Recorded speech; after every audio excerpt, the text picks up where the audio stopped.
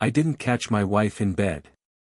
I caught her laughing at a text message while she was standing in our kitchen, barefoot, wearing my oversized hoodie, stirring pasta like nothing in the world was wrong, while her phone lit up with a name I hadn't heard in years.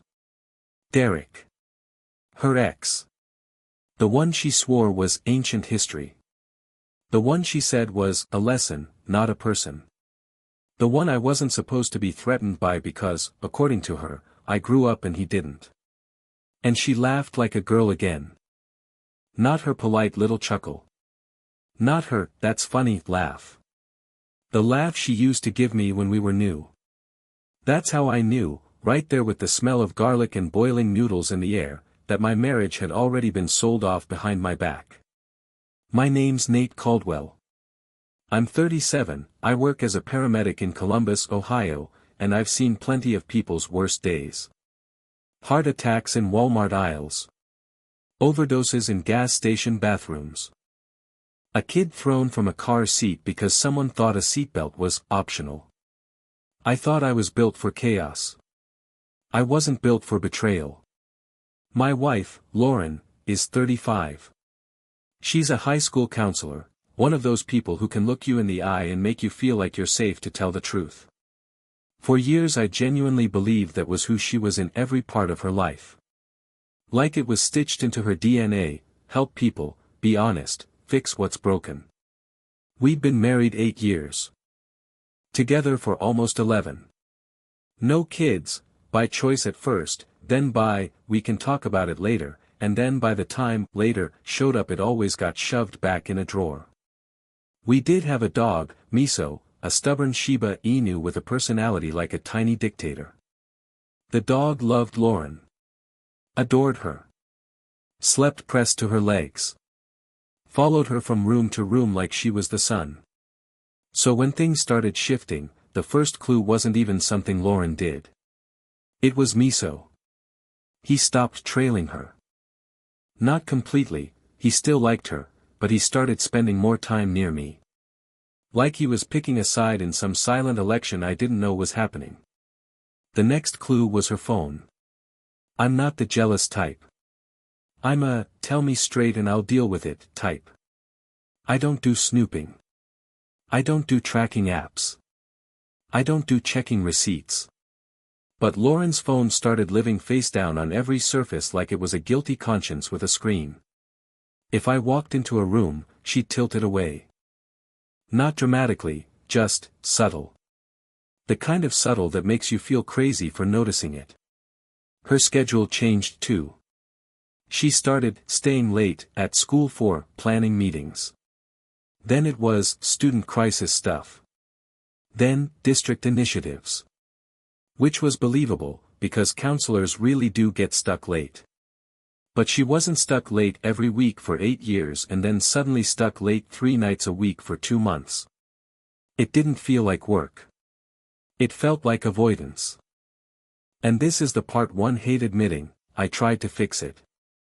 I cooked more. I cleaned more. I planned dates. I suggested therapy. I gave her space. I asked what she needed. She would nod, kiss my cheek, and say something like, I'm just stressed, babe. You're amazing. And then she'd drift away again like I was a dock she didn't want to tie to. One night I asked straight up, are you happy? She stared at the TV and said, I'm tired. That was the moment I realized she had started answering different questions than the ones I was asking. The first time she said his name, it was like she said it by accident. We were at a friend's birthday party, one of those low-key backyard things with cheap beer and cornhole. Lauren was laughing with a group of women and I came up behind her, put my hand on her waist, and she jumped like I'd startled her. Then she smiled too big and said, oh. Nate, this is funny, someone here knows Derek. My hand froze on her waist. Derek who? I asked, already knowing. She rolled her eyes like I was being dramatic. Derek. You know. Derek from college. My jaw tightened. You mean your ex? She sighed like I was exhausting her. Yes. My ex.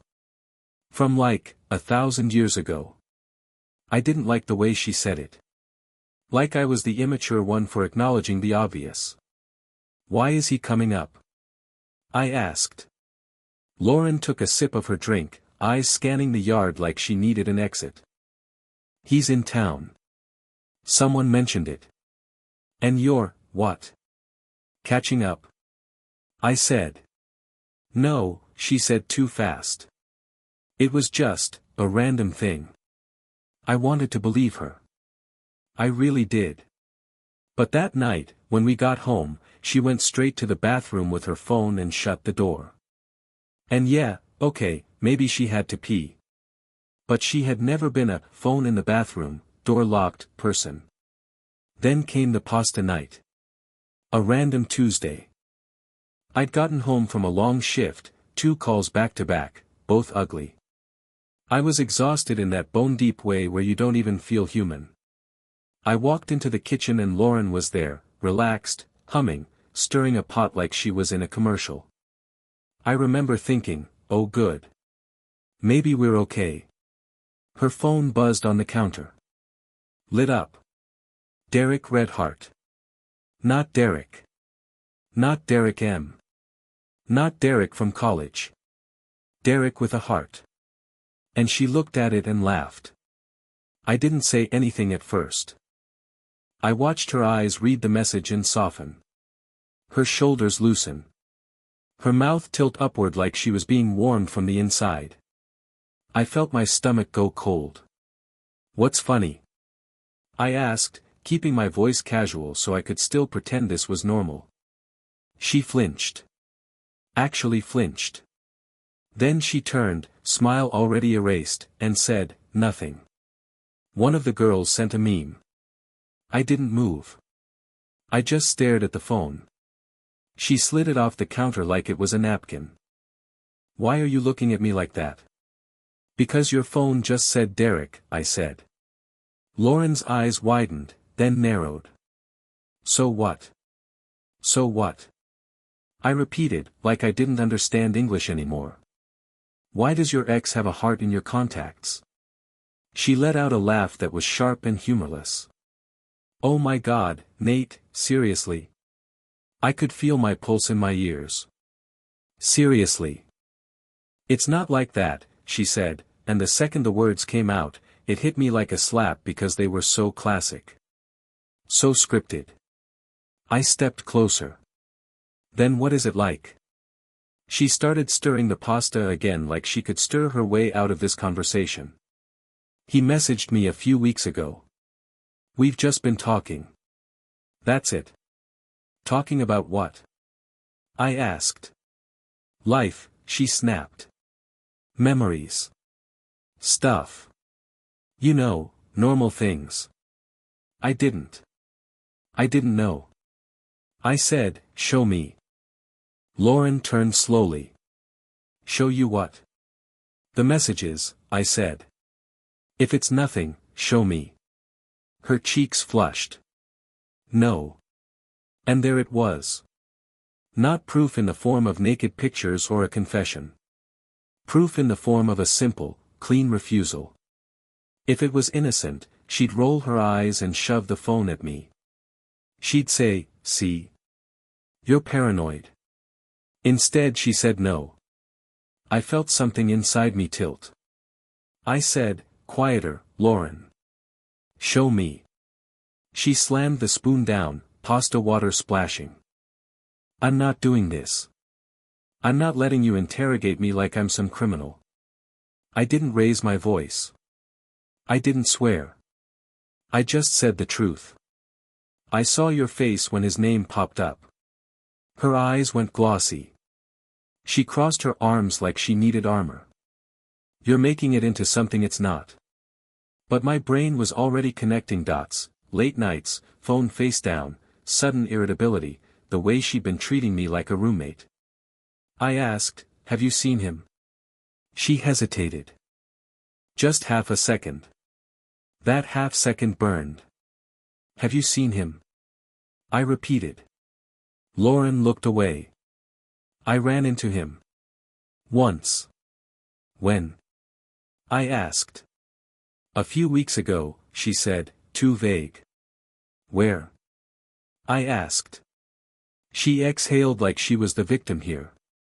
At a coffee place by campus. And you didn't tell me, I said. It wasn't important, she said, voice rising. I knew you'd react like this. I stared at her. Like what? Like a husband who doesn't want his wife reconnecting with her ex. She flung her hands up. Oh my God. Men and their egos. That line, men and their egos, was when I realized she had started narrating my feelings like she was above them. I said, I want the truth. She swallowed. The truth is, I've been unhappy. My mouth went dry. Unhappy enough to go back to Derek. Her eyes snapped to mine. I didn't say that. But again, she didn't deny it. The next day I couldn't focus at work. I ran calls like a robot. My partner kept asking if I was okay and I kept saying, yeah, just tired. I wasn't tired. I was waiting. Because Lauren hadn't stopped. She hadn't apologized. She hadn't said, let's talk tonight. She hadn't reassured me. She'd acted like I was the problem for noticing. That evening I got home early on purpose. Not to catch her, exactly, just to force a conversation when she couldn't escape into late meeting land. Her car was already in the driveway. That scared me, weirdly. Like coming home to a quiet house in a horror movie. Lauren was sitting on the couch with her laptop open and her phone in her hand, thumb moving fast. I stood in the doorway and said, we need to talk. She didn't look up. About what? Don't do that, I said. About Derek. She finally looked at me, expression flat. I told you. We've just been talking. I sat across from her, knees bouncing. Then unlock your phone and hand it to me. No, she said instantly. I laughed once, short. Okay. Then I'm going to assume the worst.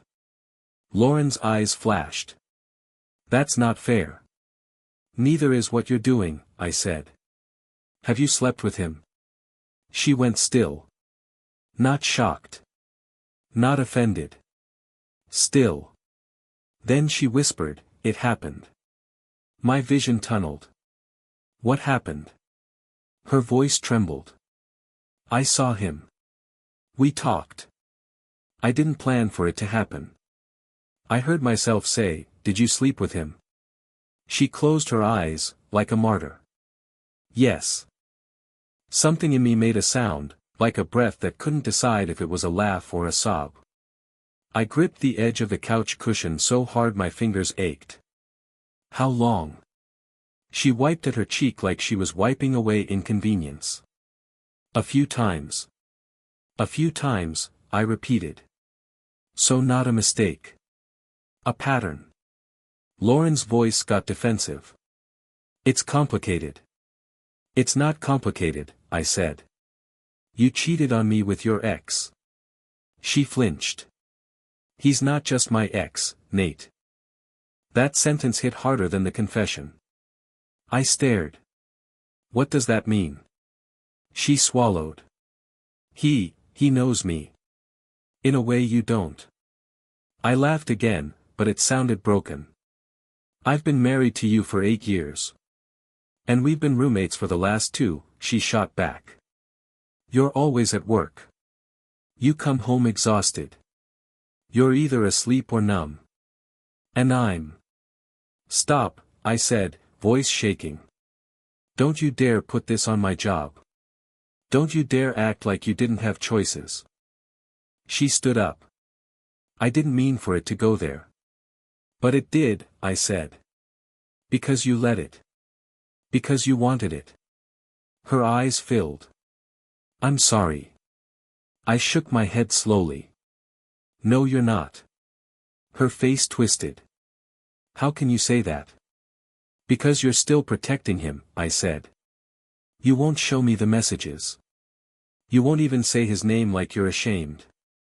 You're protecting him while I'm sitting here bleeding out in my own living room. She burst into tears. That's not true. Then prove it, I said. Block him. Right now. In front of me. Lauren froze. And then, quietly, like she was speaking to herself, she said, I can't. My throat tightened. Why? She looked up at me through tears and said the words that ended my marriage in a way no affair ever could. Because I think I'm still in love with him. Silence filled the room. Even Miso lifted his head like he felt it.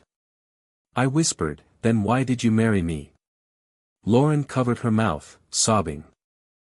Because I thought I was doing the right thing. I stared at her. So I was the right thing. The safe thing. The responsible thing. Her shoulders shook. Nate. I stood up slowly, legs unsteady. Get out. She blinked. What? Get out, I repeated, louder. Go be in love with him. Don't do it under my roof. Lauren looked around like she was shocked the floor could drop out from under her. Where am I supposed to go? I laughed, bitter. Call Derek. She flinched like I slapped her. Then her face hardened, like she found anger because it was easier than guilt. Fine, she snapped. Fine. I'll go. She grabbed her keys and her purse. She didn't even pack. Just stormed out like I was the one who'd betrayed her. The door slammed. And then there was only the hum of the refrigerator and the sound of my dog's nails on the hardwood as he walked over to me and pressed his head into my thigh. I sank onto the floor and held him like he was the only thing keeping me from coming apart. The first night, I didn't sleep. I sat on the couch with the TV on mute and my phone in my hand, staring at nothing.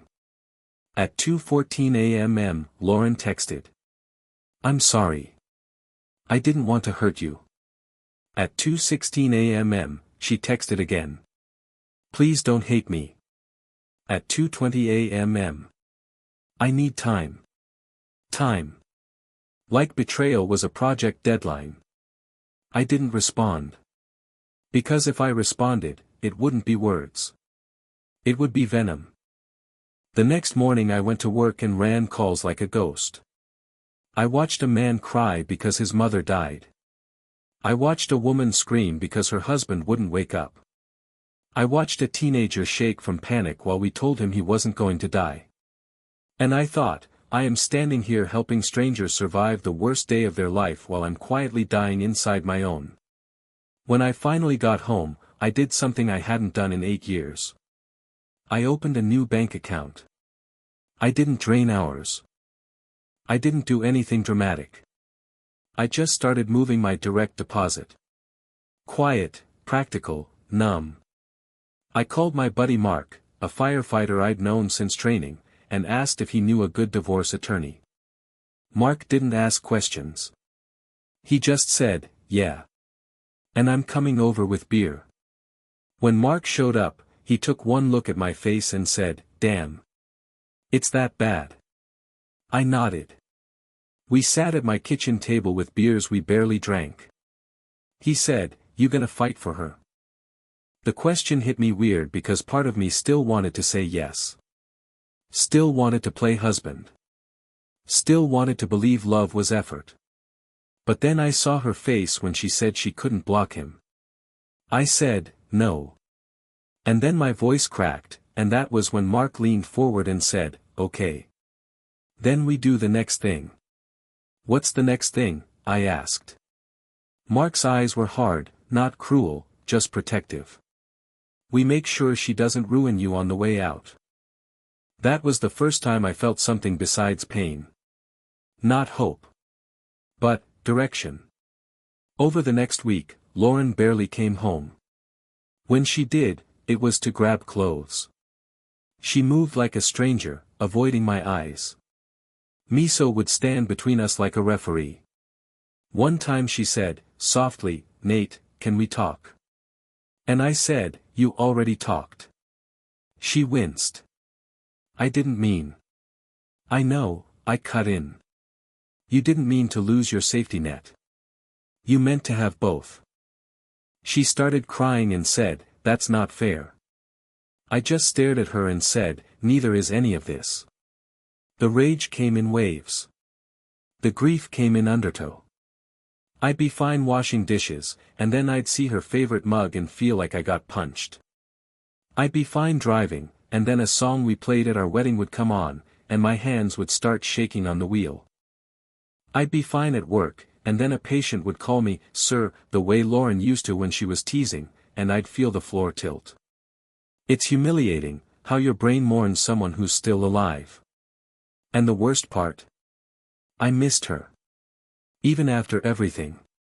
Not the Lauren who cheated. Not the Lauren who looked at me like I was a burden. I missed the Lauren who used to dance in the kitchen with me. The Lauren who used to squeeze my hand at movies. The Lauren who used to say, "We're a team." I missed a person who didn't exist anymore. On the 9th day after she left, I finally got the confirmation I didn't realize I needed. Lauren came by around noon while I was off shift. She didn't knock, she still had her key. She walked in like she was allowed. She said, "I need to grab my laptop." I nodded toward the office. "It's in there." She headed down the hall, then paused and looked back at me. "I didn't do this to hurt you. I didn't even blink. You did it because you wanted to." Lauren opened her mouth, then closed it. Then she said, almost casually, "Derek and I are going to try." My blood went cold again. "Try what?" "Try being together," she said. "For real?" I stared at her. So this wasn't a temporary spiral. She lifted her chin, defensive. "I'm not going to apologize for being honest about what I feel." I laughed, slow and empty. "You're acting like you're brave." Lauren's eyes flashed. "I am brave. I'm choosing happiness." I nodded. "Okay." She looked confused. "Okay." "Okay," I repeated. "Go choose it." Lauren grabbed her laptop and turned to leave. At the door she said, "I hope you don't try to ruin me." I smiled without warmth. "Lauren, you already ruined you. I'm just cleaning up the mess." She left. And then, because I'm apparently the universe's favorite punching bag, my phone buzzed a few minutes later with a number I didn't recognize. I answered. "Hello." A woman's voice, cautious but sharp. "Is this Nate Caldwell?" My stomach tightened. "Yeah." "Who's this?" A pause. Then, "My name is Cassie. I'm Derek's girlfriend." Everything in me went still. Cassie continued, voice trembling with controlled anger. "I'm not calling to yell at you. I'm calling because I think your wife and my boyfriend are doing something they shouldn't be doing." I let out a breath I didn't know I was holding. I said, quietly, "They are." Cassie exhaled like she'd been bracing for denial. "Okay. Then we need to talk." My pulse started pounding. "How did you get my number?" "From Lauren's emergency contact list," she said. "Don't ask." "Long story. I'm sitting in my car outside Derek's place and I just watched your wife walk in like she lives there." The image made my stomach lurch. Cassie's voice cracked. "I want to make them regret thinking we're stupid." I didn't answer right away. Because in that moment, something clicked into place. Lauren thought she was choosing happiness. Derek thought he was reclaiming the past. They both thought they were the main characters, and the rest of us were just collateral damage. But Cassie's voice had that same raw edge mine probably did. Two people getting ripped apart by the same pair of hands. And suddenly, for the first time since the pasta night, I didn't feel powerless. I said, "Where are you right now?" Cassie gave me the address. I grabbed my keys. And as I walked out the door, Miso trotting behind me like he knew something important was happening, I realized this wasn't just going to be a divorce. This was going to be a reckoning. I used to think betrayal was one big moment, the caught-in-bed kind. The dramatic kind. The kind you can point at and say, that's when it ended. Now I know it's 100 tiny choices. A phone turned face down. A laugh that doesn't belong to you anymore. A refusal to show the truth. A heart emoji beside an ex's name. And finally, the sentence that changes everything. I think I'm still in love with him. I'm not proud of what I felt after Cassie called. But I'm not ashamed either. Because when someone breaks you, you get to decide what you build from the pieces. And as I drove toward that address, one thought kept repeating in my head like a steady heartbeat. They thought they were taking everything from me. They didn't realize they were handing me the match. I pulled up to the address Cassie gave me and sat there for a second with both hands locked on the steering wheel, like if I let go, I'd float off into space. It was a little row of duplexes on the edge of Clintonville. Not fancy, not sketchy, just normal. Holiday lights still hung from gutters even though it was mid-January, like people couldn't be bothered to take down cheer when life got heavy. Cassie was in a dark blue Civic parked across the street. When she saw my truck, she straightened like she'd been waiting for a rescue and a fight at the same time. I got out. She got out. We met on the sidewalk with that awkward energy strangers have when they're about to share something too intimate to belong to either of them. She was maybe early 30s. Brown hair in a messy bun. Puffy eyes like she'd been crying in her car for hours. Her jaw was tight, though, like she'd decided she was done being the person who sobs in parking lots. "Are you Nate?" she asked, even though she knew. "Yeah," I said. "Cassie?" She nodded and crossed her arms hard. "I'm sorry. I know this is weird." "Weird is one word," I said, and it came out harsher than I meant. Cassie flinched, then steadied. "I'm not here to make it worse. I'm here because I'm done being lied to." I glanced at the duplex. "She's in there right now?" Cassie's laugh was bitter. "Yep. Walked right in like she belongs. Like I'm the guest." A car passed. The driver didn't even look at us. Regular world, regular traffic, while my life was turned inside out. I asked, "How long have you been with him?" Cassie's eyes flicked down. 2 years. We lived together, or we did. I don't even know what that means now. 2 years. Not a fling. Not some random rebound. Derek wasn't some lonely ex hanging around. He had a life. A girlfriend. A whole setup. And he still reached into my marriage like it was a drawer he could open whenever he wanted. Cassie swallowed. "Can we sit?"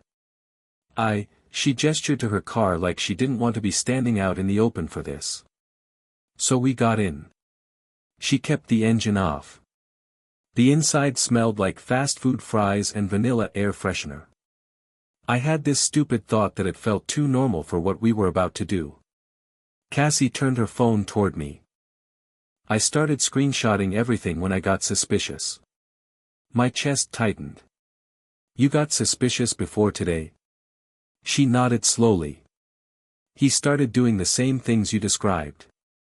Phone face down. Random errands. Showering the second he got home.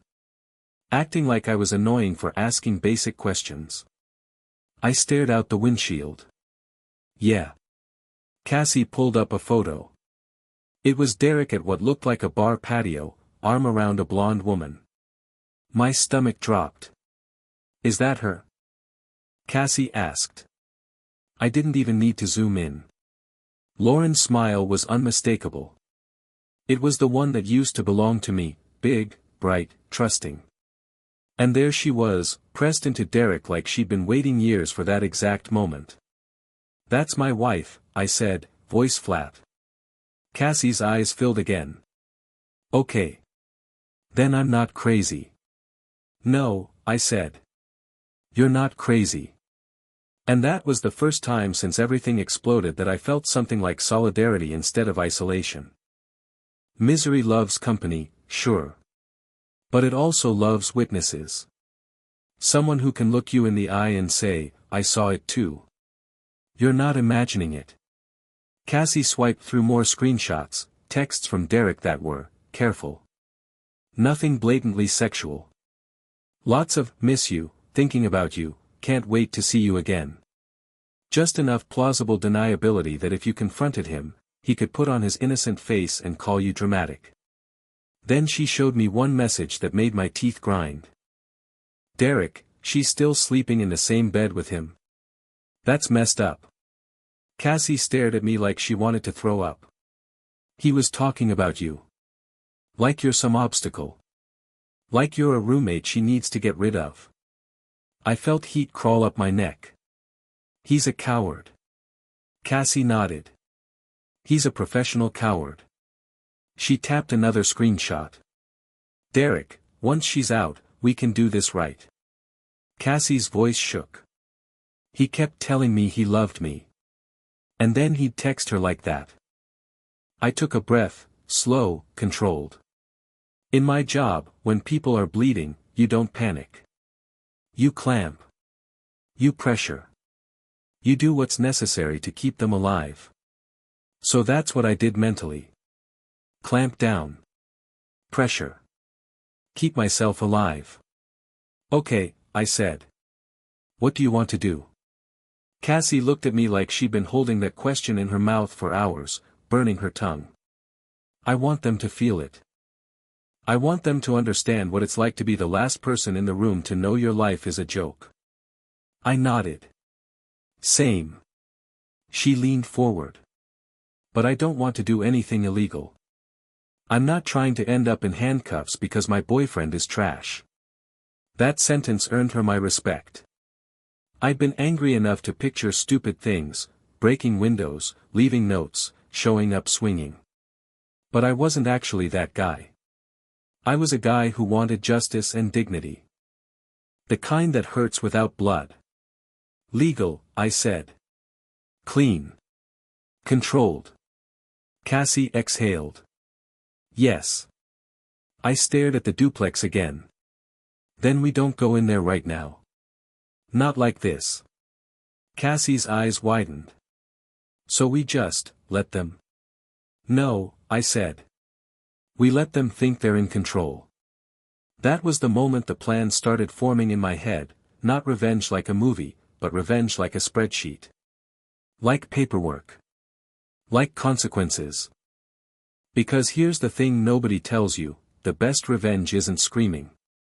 It's structure. It's getting calm enough to win. That night, Cassie and I sat in my truck with the heat blasting and made a list like we were planning a work project. It sounds insane. It felt insane. But it also felt like the first time I'd had oxygen in days. Cassie said, I can get more proof. He doesn't know I've been screenshotting. His iPad is still synced to his phone at home. I held up a hand. Be careful. If it's password protected and you bypass it, that's a mess. Don't do anything that could come back on you. She nodded immediately. Okay. Then just what I can see without, you know. Right, I said. And I'm meeting a divorce attorney tomorrow. Cassie blinked. You already have one. I asked a friend, I said. I'm done pretending this is salvageable. Cassie looked down at her hands. I thought maybe Derek was just flirting. Like an ego thing. When I saw your wife today, it felt like getting hit by a car. I know, I said quietly. She turned toward me. What's she like? Lauren. The question hurt in a weird way. Like describing her made her real again. She's smart. Organized. Usually kind. She used to be, I corrected. She's the type who can convince you she's right even when she's hurting you. Cassie swallowed. So he found someone like him. I snorted once, humorless. Yeah. We sat in silence for a moment, and then Cassie said something that surprised me. I don't even want him anymore, she whispered. As soon as I saw her walk in there, I felt disgusted. Like he's been wearing a mask, and now I can't unsee what's underneath. I stared at the dash. Same. The person I married is gone. Or maybe she never existed the way I thought. Cassie's eyes shone. Do you hate her? I thought about it. The laugh in the kitchen. The heart emoji. The way she'd said she was choosing happiness like I was a bad habit.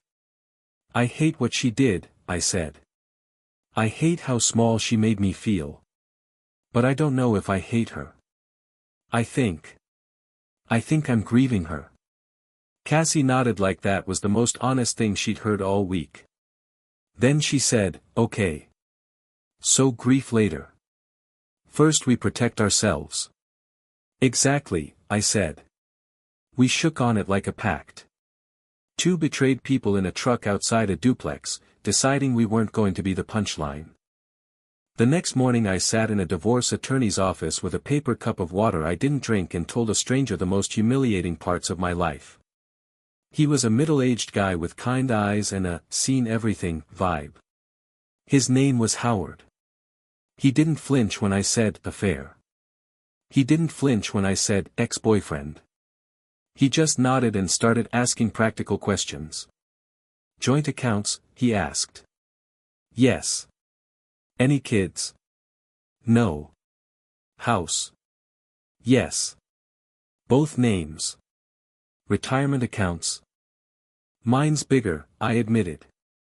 Howard tapped his pen. Okay. First thing, don't do anything emotional with money. Don't empty accounts. Don't threaten. Don't post online. We're going to do this clean. I nodded. I want clean. Howard leaned back. Infidelity doesn't always change property division the way people think it does, but it can matter in certain ways, especially if marital funds were used. Do you have reason to believe money was spent on the affair? I thought of Lauren's new hair appointments. The sudden nails. The work dinners. I don't know, I said honestly. Howard nodded. Then we find out. You gather records. Statements. Anything you legally have access to. Then he looked right at me and said, and you stop letting her control the narrative. She left the home.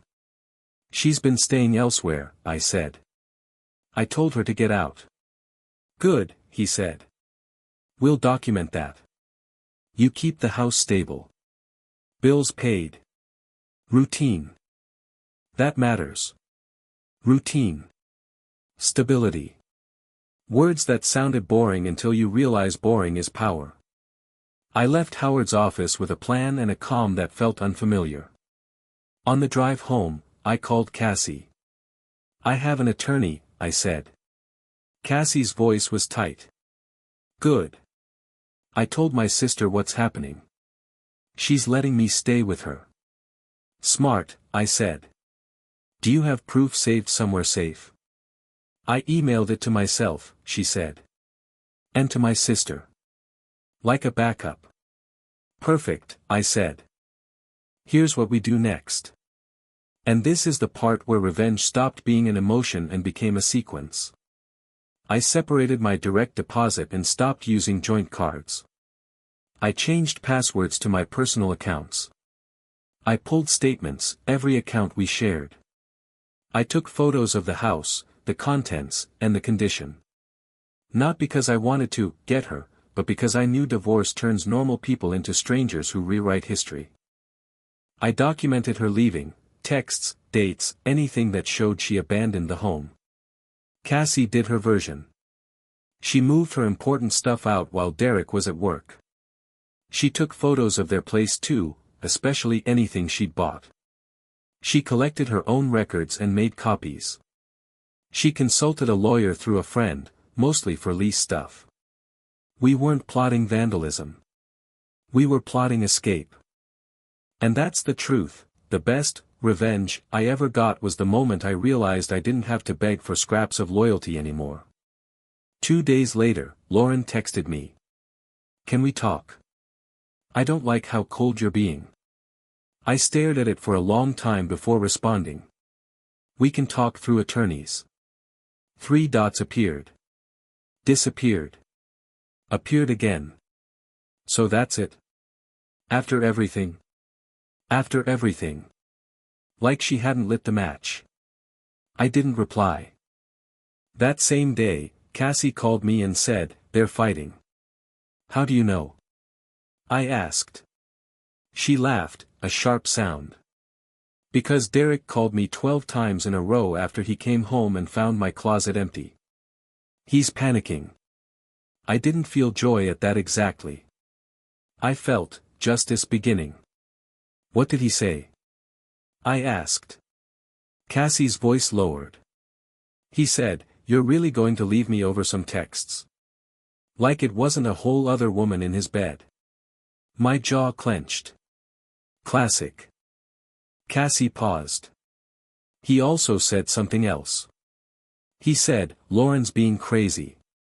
She thinks I'm going to leave her for you.'" I froze. "He said that?" "Yeah," Cassie said.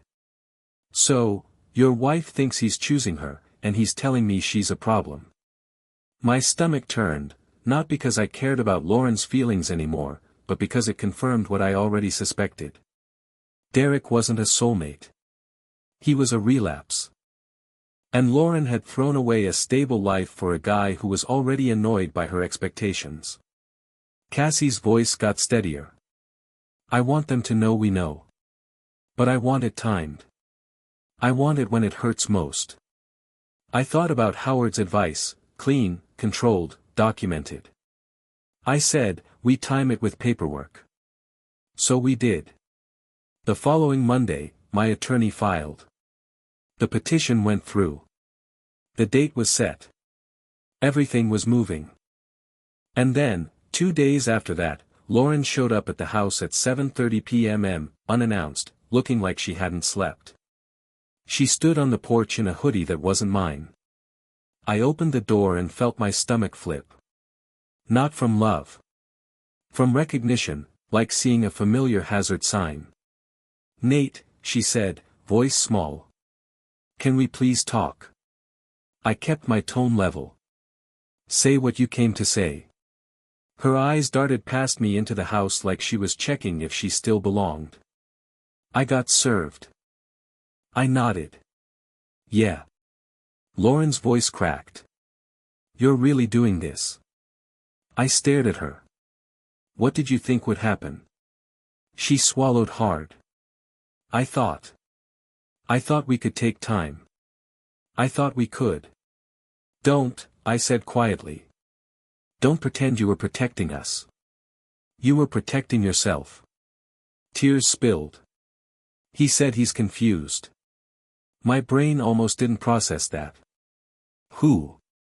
"Derek," she whispered, like that name was a prayer and a curse. "He said he needs space. He said this is moving too fast." I felt a strange, distant pity. Not for her, exactly. For the version of her that thought this was a romance novel. "You moved too fast." I echoed. "Lauren, you moved fast when you cheated." She flinched. "I didn't know it would feel like this." "That's the part that kills me," I said, and my voice finally shook. "You didn't know because you didn't stop to imagine me. You didn't imagine me sitting in this house alone. You didn't imagine me trying to breathe with your choices in my chest. You only imagined you." Lauren covered her mouth, sobbing. "I'm sorry." I shook my head. "No. You're sorry now because reality showed up." She stepped forward. "I made a mistake. I didn't move. You made a series of decisions." She whispered, "Can we try counseling? Please. I'll cut him off. I'll do anything." And there it was. The bargaining stage. The panic stage. The "I didn't think consequences would be permanent" stage.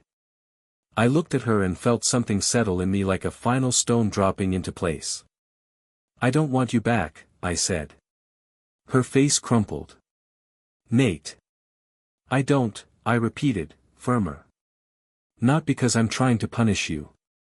Because I can't unsee you choosing him. I can't unhear you say you're still in love with him. I can't build a life on top of that. Lauren's knees bent like she might collapse. Where am I supposed to go? I held eye contact. Not here. She choked on a sob. You're being cruel. No, I said. Cruel was what you did. This is me surviving. And then I did the hardest thing, I closed the door. I locked it. I leaned my forehead against it, breathing like I'd just run a mile. Miso sat behind me, quiet, like he understood this wasn't the kind of pain you bark at. From the other side of the door I heard Lauren's muffled crying for a while. Then footsteps. Then silence. When I finally looked out the window, her car was gone. 2 weeks later, Cassie texted me, he's begging. I called her. He's begging you? I asked. Cassie laughed, but it sounded like relief more than humor. Begging. Saying he made a mistake. Saying Lauren is unstable. Saying he didn't mean for it to go this far. I exhaled slowly. And Lauren? Cassie's voice cooled. She showed up at my sister's place. What? I said, stunned. Yeah, Cassie said. Like she wanted to, compare notes. Or intimidate me. I don't even know. She tried to act calm, but her eyes were wild. My stomach tightened. What did she do? Cassie paused. She said Derek told her I was crazy and obsessed and trying to ruin their relationship. She said she wanted me to stop harassing him. I felt something harden in my chest. You didn't harass him. You left. I know, Cassie said. So I showed her the screenshots. Silence. Then Cassie said, quietly, she went pale. Like she'd never considered he was lying to her too.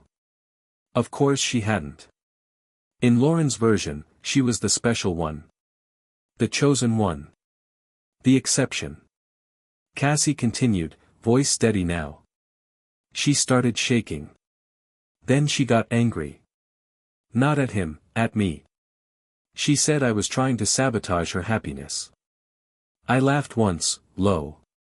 Incredible. Cassie sighed. Then she left.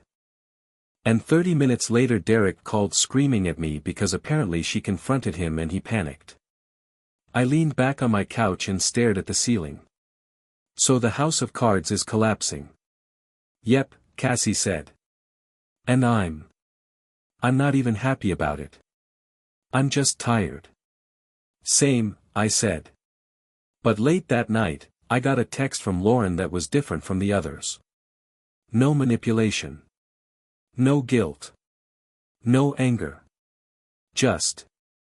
He lied to me the whole time. I stared at it for a long time. Then I typed. He lied to you the same way you lied to me. Then I set my phone down and didn't pick it up again. Because I wasn't her emotional support paramedic anymore. The divorce moved faster than I expected because we didn't have kids, and because I stopped playing tug-of-war. Lauren wanted to talk things out. She wanted to be fair. She wanted to keep it friendly. But friendly, in her mind meant she still got access to me. Still got to cry and unload and be comforted. Still got to stand in the doorway of my life and ask for warmth. I didn't give it. I communicated through attorneys. I followed Howard's advice. I kept my records. I kept my calm. And the wildest part? The calmer I got, the more desperate she became.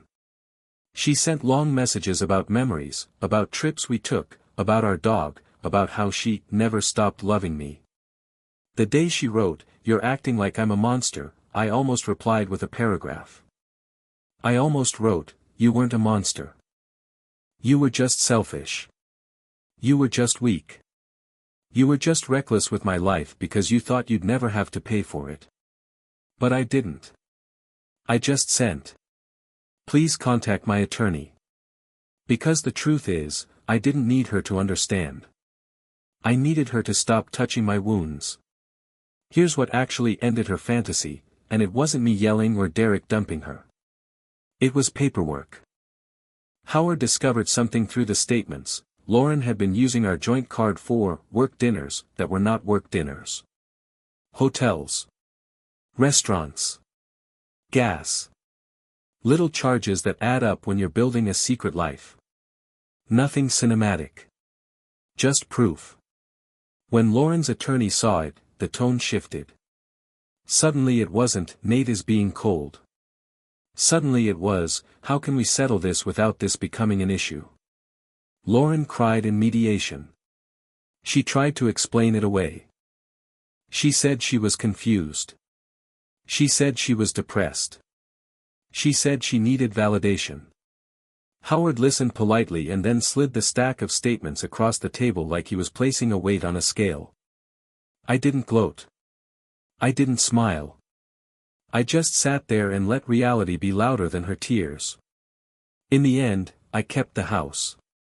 She got bought out fairly, but she didn't walk away with some victory. She didn't get to drain me. She didn't get to turn me into the villain. And because she basically moved out and started a new life without securing her footing, she didn't have a stable landing spot when Derek predictably evaporated. From what I heard through mutual friends, Derek needed space and wasn't ready for something serious and didn't want drama. Translation: he got what he wanted and didn't want the consequences. Lauren ended up renting a small apartment across town. She had to sell a bunch of stuff because she'd assumed she'd be moving into Derek's place. She lost friends, not because people hated her, but because they didn't trust her. People get quiet around someone who proves they can lie with a straight face. And the cruelest part, the part that still makes my stomach twist, is that she kept trying to message me like I was her emotional home base. But I wasn't. I'd moved on in the only way that mattered. I stopped needing her. 6 months after the divorce was finalized, my life looked shockingly good. Not because I won, but because I got my sanity back. I repainted the living room the color Lauren always hated. I bought a new couch that didn't carry the ghost of our fights.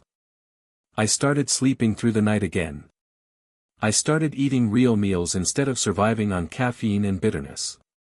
At work, I took a promotion, shift lead, more responsibility, more pay. My partner joked that I looked less haunted.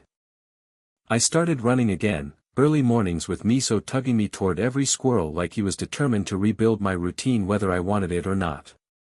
I went to therapy, which I used to quietly judge people for, and learned that anger is just grief wearing armor. And Cassie? Cassie became, not exactly a friend, but something adjacent. A person I could text sometimes when something ridiculous happened and she'd reply with a dry, "Men are trash," and I'd answer, "Some women too," and we'd both laugh like survivors. One night she called me out of the blue and said, "I saw him at a grocery store." My stomach clenched. "Derek?" "Yeah," she said. He tried to smile at me like we were old pals. I ignored him. He looked smaller. I pictured him smaller. Not physically. Spiritually. A guy who thought he could rewrite reality and got reminded he's not special. Cassie said, softly, "Thank you. For believing me." I swallowed. "Thank you for calling me. If you hadn't. I don't know. I might have spent months doubting myself." She exhaled. "We deserved better." "Yeah," I said. "We did." And Lauren? The last I heard, she was still trying to stitch her life back together with shaking hands. Derek was gone. Cassie was gone. I was gone. All she had left were the pieces she created when she decided her vows were optional. Do I feel satisfaction about that? I feel clarity. Because here's what I learned: and it's the part one wish someone had drilled into my skull the moment I saw that heart emoji on her phone. Love isn't just a feeling. It's a set of choices. And betrayal isn't just sex. It's the lying. The hiding. The gaslighting. The way they make you feel like you're crazy for noticing the truth. If you're reading this and you're in the early stages, if you're staring at a phone turned face down, listening to excuses that don't match behavior, here's the advice I wish I'd taken sooner. Don't beg someone to choose you. If they wanted to, they would. Don't confront without a plan. Get calm. Get support. Get your ducks in a row. Protect your future quietly. Rage makes you reckless. Structure makes you free. Let consequences be the loudest thing in the room. I used to think the worst part of being betrayed was losing the person you loved. Now I think the worst part is losing yourself trying to hold on to someone who already left. And the best part, if there is a best part, is realizing you can build a life that doesn't include begging. Lauren went back to her ex expecting a fairy tale. What she got was a guy who wanted a thrill, not a life. And what I got, after the pain, after the shock, after the nights I thought I'd never breathe normally again, was something I didn't know I was missing. Peace. A quiet house. A loyal dog. A steady paycheck. A clean conscience. A life where my love isn't treated like a spare tire. And I'll take that over any happy ending she thought she was chasing.